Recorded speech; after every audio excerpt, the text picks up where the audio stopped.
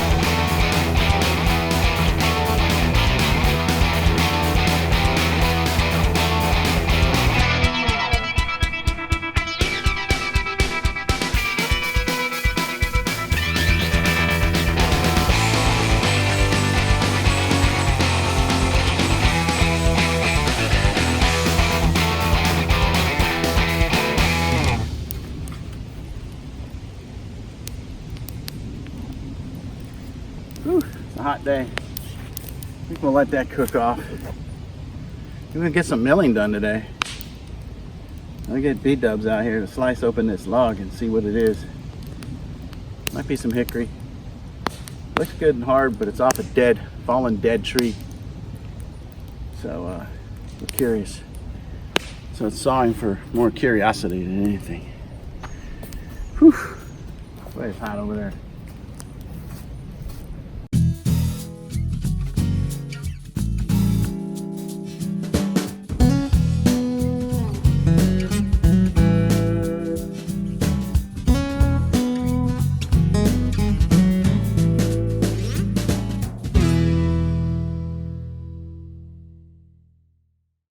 Alright guys, hi, and welcome to Dick and Jane on the Pond. My name is Mr. Walrus, which you might call me Bicycle Walrus. And this is the first time they'll let me do a video on their channel because my name's not on the channel name.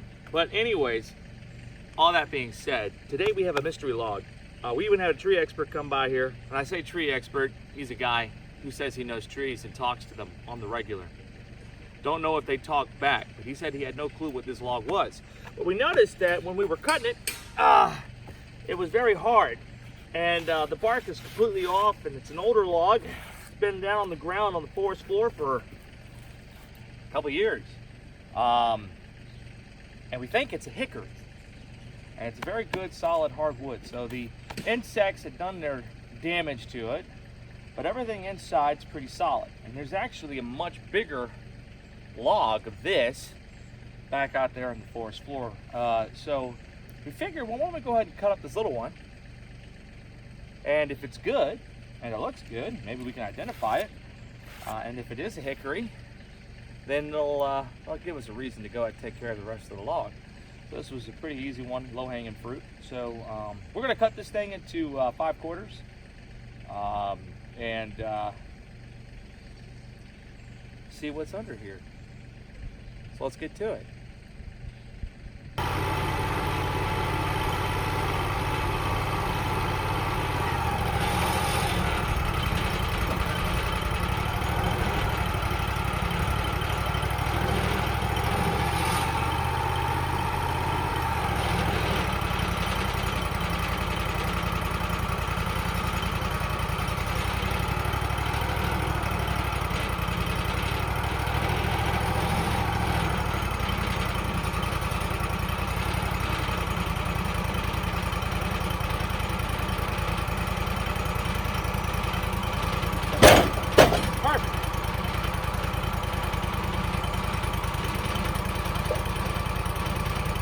Push it.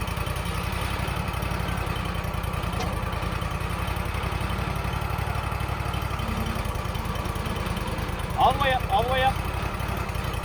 There you go, push.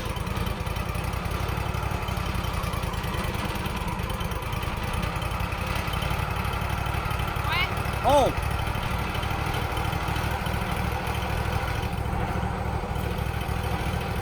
All right, go ahead.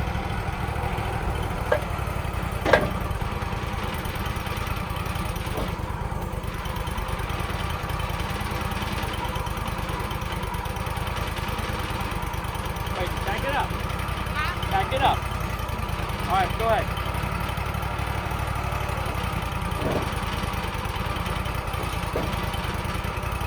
Go ahead.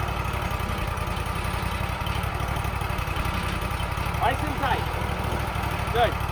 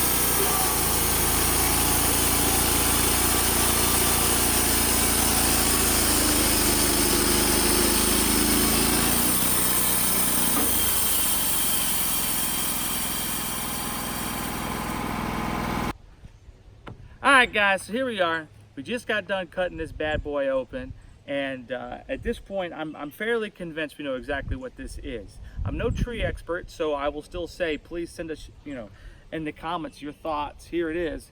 But what we do have is a variety of trees that grow on our property. We have red and white oak. This is not red or white oak.